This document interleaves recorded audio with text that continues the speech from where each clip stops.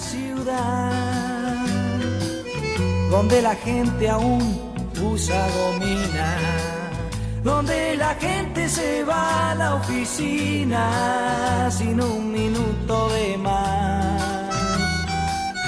Yo vivo en una ciudad donde la prisa... Hola, muy buenas noches, bienvenidos a Yo Ciudadano, el programa donde escuchamos tu voz. Acordate de seguir participando en nuestras redes sociales de Facebook y Twitter. Esta noche vamos a hablar acerca de un tema que nos ocupa y nos preocupa a todos los argentinos, el trabajo en negro de los argentinos. Y vamos a compartir el estudio con un gran invitado de honor. ¿Me puedes decir quién es? Hola, ¿Qué buenas tal? noches. Buenas noches, ¿cómo andas? Estás? ¿Todo bien? ¿Todo bien y vos?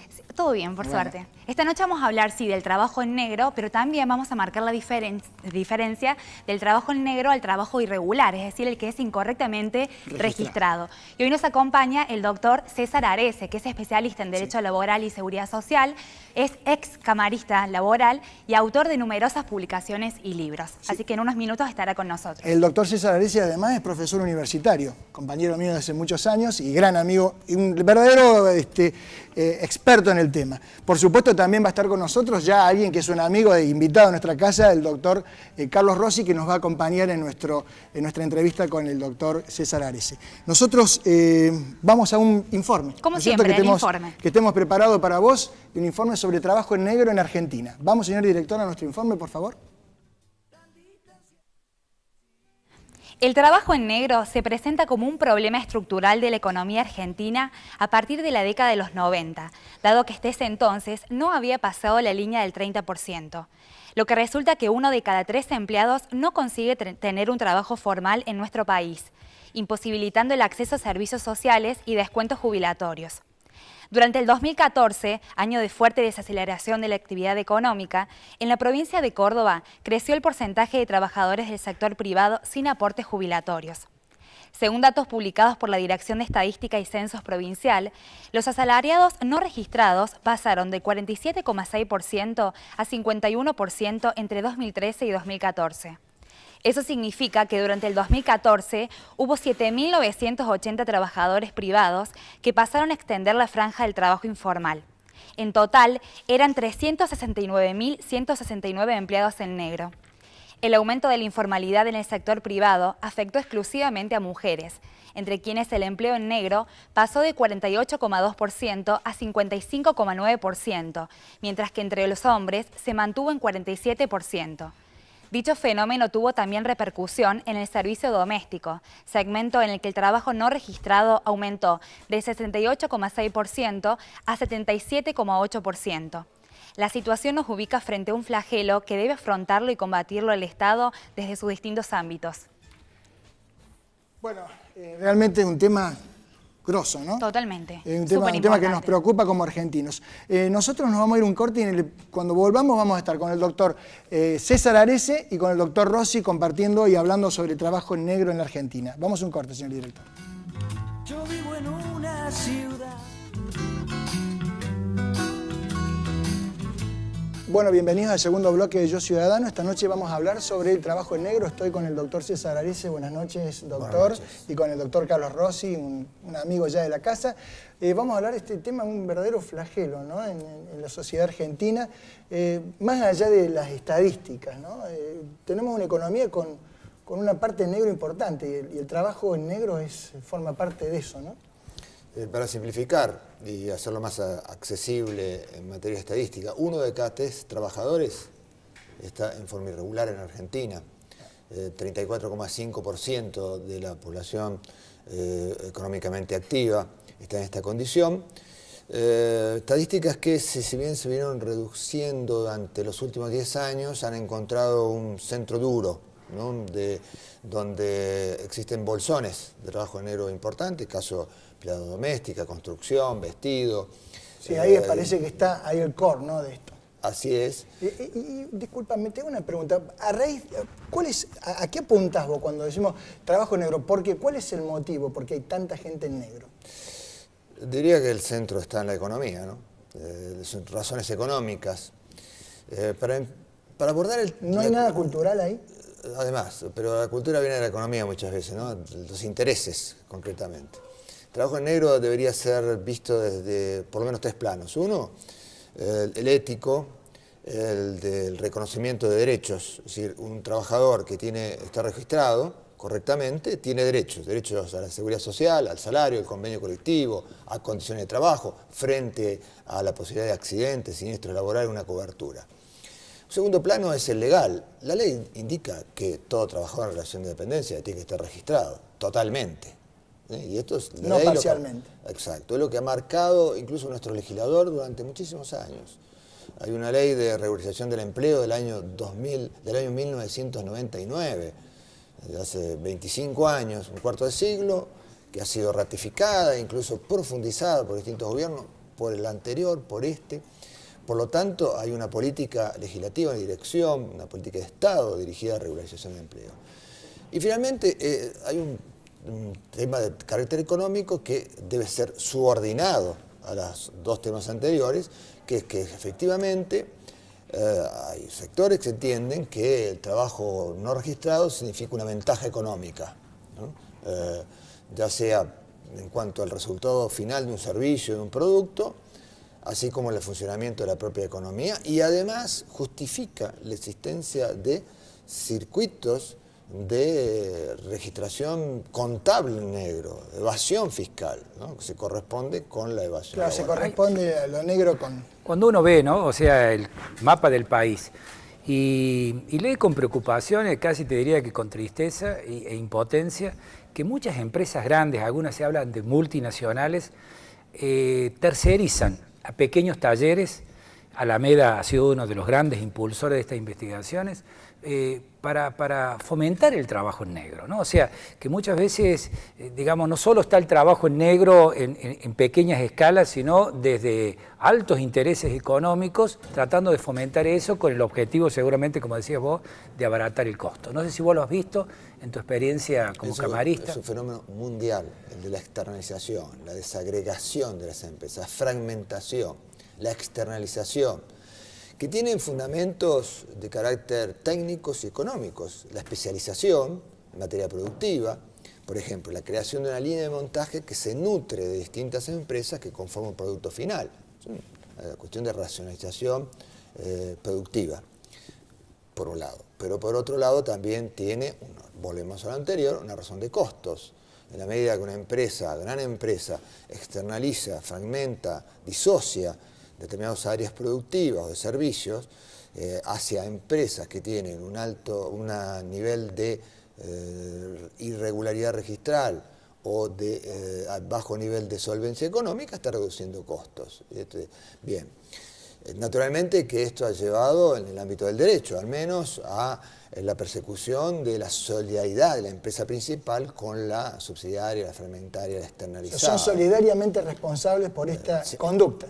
La jurisprudencia está dividida en cuanto a los temas. Cuando se trata de actividades normales, específicas, propias del establecimiento, externalizadas, funcionan mecanismos de solidaridad contractual, la responsabilidad de ambas empresas. En algunos casos más discutidos, si esta especialización, esta externalización es correctamente realizada y no está vinculada a la actividad específica propia del establecimiento, es más discutible la solidaridad, ¿no?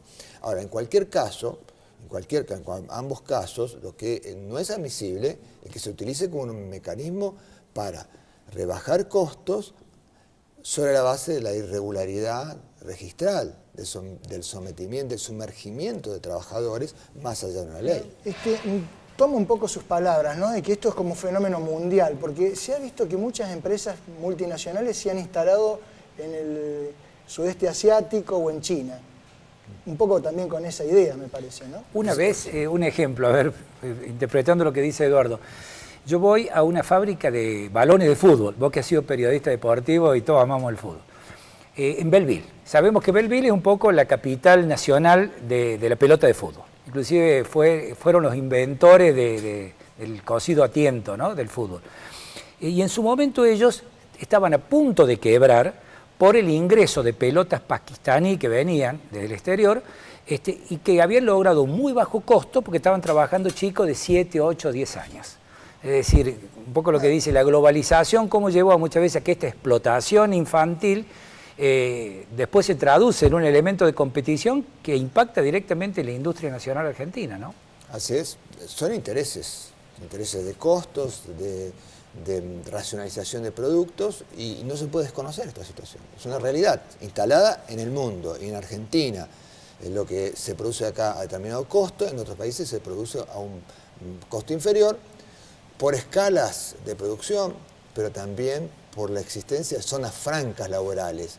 Es decir, no solo en materia de condiciones, sino de condiciones más desfavorables para los trabajadores en cuanto a salarios, a protección contra el despido, a condiciones jornada, derechos, sino además, en algunos casos, directamente colocados al margen de la ley, como trabajo forzoso, ¿no? Como trabajo en las peores condiciones. Bien, para eso Argentina debe establecer salvaguardias.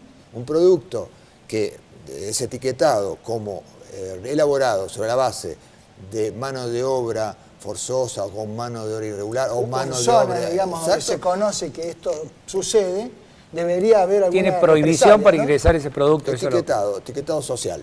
¿No? Es una forma de resguardar a los trabajadores de otros países y a la propia industria nacional que cumple con la legislación, no solo desde el punto de vista de que paga mejores salarios, sino además que cumple con la ley y cumple éticamente con la ponderación de los trabajadores como sujetos de derechos humanos laborales en las relaciones de trabajo. Usted tiene un libro de eso. Vamos a ir ahora un segundito. Nosotros salimos a la calle a preguntar a la gente con relación, en este caso, al trabajo negro. Vamos a ir a ver qué nos dice la voz de la calle.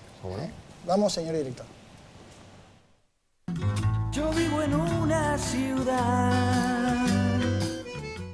El problema del trabajo informal o en negro no es algo nuevo en Argentina. Se ha ido acrecentando en las últimas 3 décadas. Aproximadamente el 38% de los empleados en Córdoba están en situación informal. Por eso hoy en Yo Ciudadano salimos a la calle para saber si conocemos cuáles son las consecuencias de tener un empleo de este tipo. ¿Notás que hay mucho trabajo informal? Y se puede notar que hay mucho trabajo informal, la verdad que sí. Más que todo explotan los que son estudiantes jóvenes y le dicen sí, te pagamos aporte esto y te enterás que nada. La verdad que no, así que para mi futuro en sí no tengo idea en qué me puede llegar a afectar. Pero sé que, por ejemplo, a los chicos jóvenes que son obligados a trabajar, eso sí les afecta a ellos, por ejemplo. Mucho igual no me puse a analizar el tema, así que no tengo fundamentos como para darte. También es difícil porque piden hasta 30 años con 2 o 3 años de experiencia y uno que estudia o estudiar o trabajar, y muy difícil hacer las dos cosas. Entonces creo que esa es la barrera, de que si ya vas sin experiencia, aceptar lo que sea, por lo menos para el primer trabajo. Yo vivo en una ciudad donde la gente Bueno, ahí lo que vemos, primero es que hay muchos que no saben cuáles son las consecuencias en el futuro del trabajo negro, ¿no?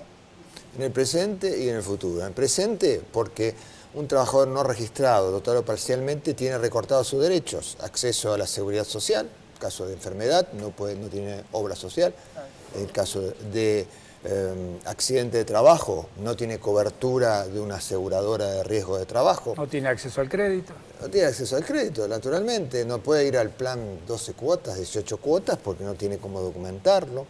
No tiene las condiciones de un convenio colectivo en materia de jornada, salarios, horas extras, vacaciones, etcétera. Y lo que es el futuro, de que un buen día, en edad avanzada, quiere ejercer derechos previsionales, acceder a una jubilación, y no posee derechos, está al margen de A mí de lo que la me ciudadanía queda laboral. me queda como reflexión, o de lo que uno habla y lee, que en la Argentina y en el mundo de hoy, de año 2015, uno todavía esté viviendo y cotejando a diario el tema del trabajo esclavo, ¿no? Cuando uno ve en Buenos Aires talleres de indumentarias, de ropas importantes, que son productos de trabajo esclavo. Digo trabajo esclavo, mujeres que trabajan 10, 12, 15, 17 horas, que no tienen un baño, que no tienen un lugar donde poder descansar, que no tienen acceso a los beneficios mínimos, cuando uno dice, bueno, tanto que se ha avanzado en la legislación laboral. ¿Qué fallará en esto? ¿El poder de policía, de trabajo, la gente que se calla y encubre esto?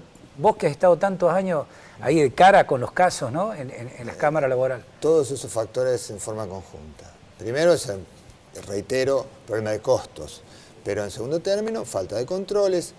La legislación existe una legislación tanto laboral como contravencional administrativa y aún penal en el caso de tratarse de las peores formas de trabajo forzoso, porque existe una línea muy fina entre lo que puede denominarse condiciones de trabajo ilegales o irregulares en sus peores manifestaciones, cuando no se respetan los locales de trabajo, los horarios, los niveles mínimos salariales, y lo que se puede considerar como trabajo forzoso o esclavo, o trabajo esclavo contemporáneo. Hay una línea muy fina, que es una cosa y que es otra, y en tal caso cae bajo incluso el rigor del Código Penal.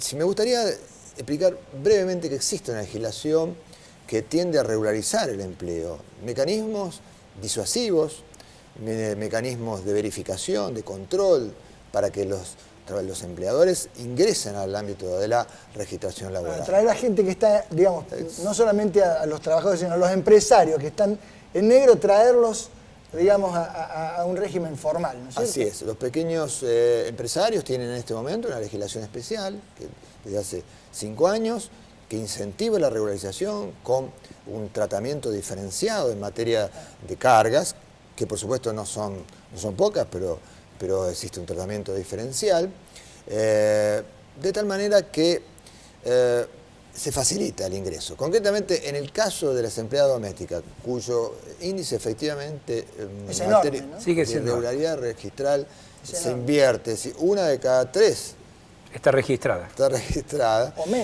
O menos. no tiene una carga excesiva en materia de aportes tanto previsionales como de obra social. Un poco más, sí, la cobertura de riesgo de trabajo, pero no es una carga excesiva, está subsidiada.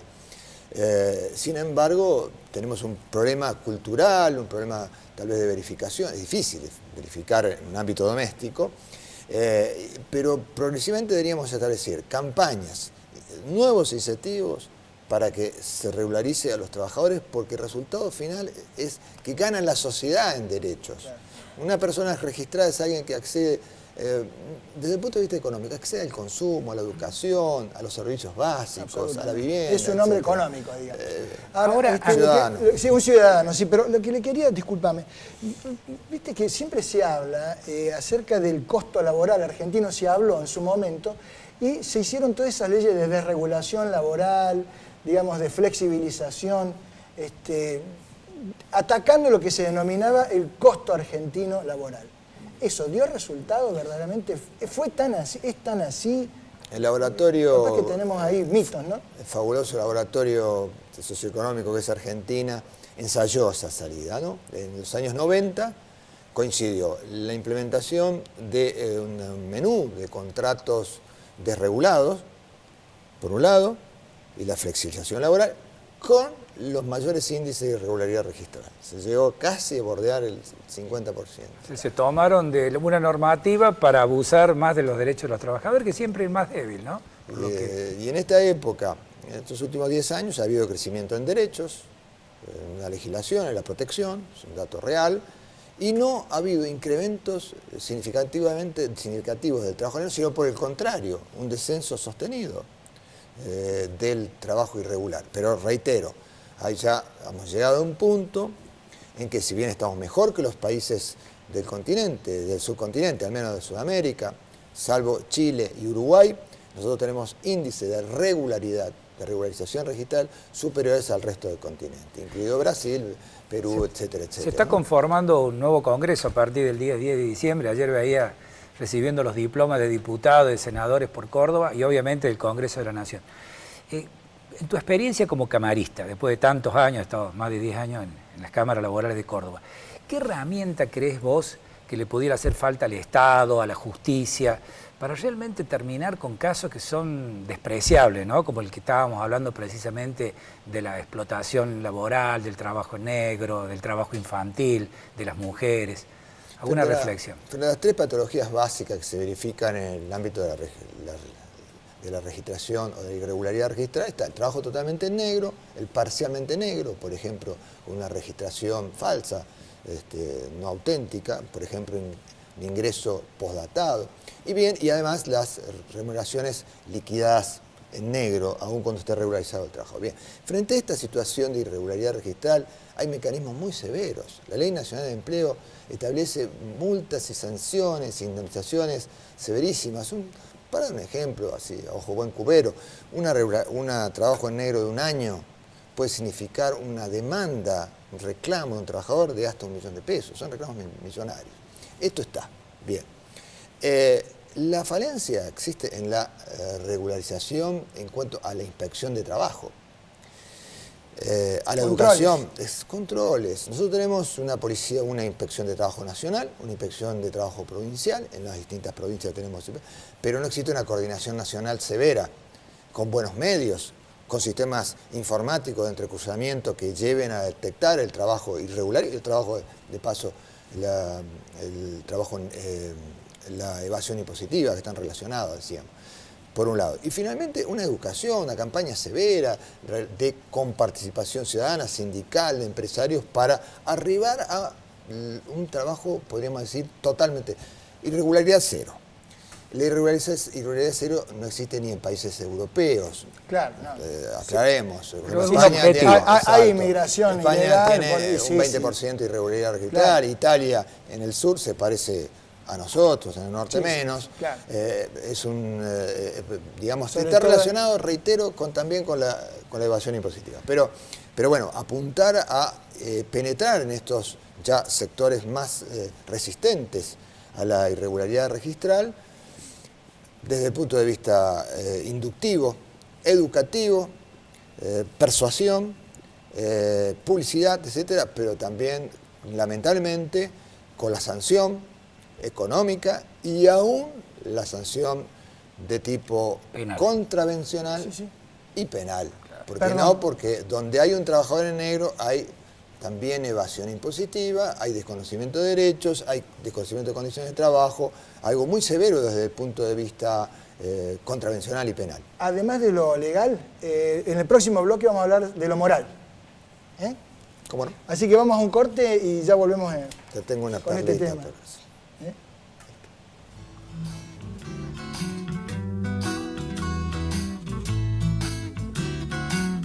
Yo vivo en una ciudad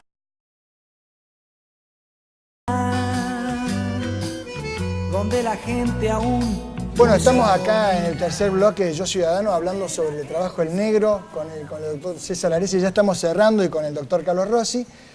Y nos quedó esto, ¿no? Hablamos de todas las cuestiones estas legales y económicas acerca del trabajo en negro. Pero yo quería hacerle una última pregunta. La cuestión moral del trabajo en negro. Si no son suficientes las razones económicas para que alguien goce de derechos como cualquier ciudadano, ni las legales que indican de que es obligatoria la regularización, aún queda el componente ontológico de valores. Quien está registrado es portador de derechos ciudadanos, se le reconoce como persona, como alguien que tiene derechos humanos laborales como cualquier otro. Una dignidad puesta en valor, ¿no? Exacto, reconocer al trabajador es decir, bueno, usted es sujeto, es un igual ciudadano. Dentro de las relaciones de trabajo no hay igualdad, hay alguien que ordena, dirige y alguien que obedece. Pero en materia de derechos se puede decir, cada uno en su derecho es portador de lo que en definitiva la sociedad le ha colocado para su protección. En suma, si estos argumentos no son suficientes, quiero apelar a quienes son creyentes a que Jorge Bergoglio, el Papa Francisco, dijo hace pocos meses lo siguiente: el trabajo irregular, el trabajo en negro es un pecado. El trabajo en negro es un pecado. Muchísimas gracias, doctor Arese, gracias por venir acá a Yo Ciudadano. Estamos cerrando el ciclo. Estamos cerrando un lindo año. Un lindo año, ¿no? Realmente ha sido un año de calentar motores, de tomar experiencia. ¿Cómo hemos aprendido? Lindo, ¿no? Un año electoral donde, bueno, se cambió de todo, ¿no? O sea, se eligió intendente, se eligió gobernador, se eligieron presidentes. Y el año que viene, bueno, vamos a estar elogiando y criticando, como siempre hicimos, las cosas buenas, criticando las que creemos que hay que corregir y tratando temas de interés general. Y fundamentalmente lo que también nosotros queremos hacer a través de esta iniciativa es, bueno, un poco transmitir, difundir las buenas prácticas sociales, las buenas prácticas legales, las buenas prácticas ciudadanas. Así que nosotros también estamos muy contentos, hemos aprendido mucho esta noche, aprendí mucho con el doctor Areza. Sí, y bueno. con vos también.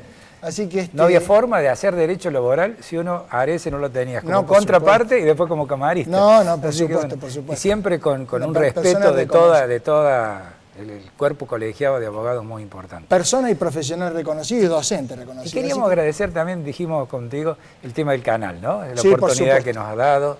Realmente es el canal universitario. Que a El nosotros canal nos universitario, a quien todos le agradecemos, por supuesto, esta oportunidad que nos brindaron de estar con ustedes, de poder transmitir esto, de difundir un tema que nosotros creíamos desde los claustros docentes, que era importante difundirlo a la ciudadanía en general. Nosotros les deseamos que pasen unas felices fiestas, próspero año nuevo, y nos estamos viendo seguramente el año que viene en Yo Ciudadano, el programa donde escuchamos tu voz. Chau Carlos, chau César, nos Buenas vemos. noches. Chau, chau. Buen fin de año y próspero año nuevo. Corresponda cuando condena mi aspecto y mis ondas con un insulto al pasar, donde la gente se va a la oficina sin un minuto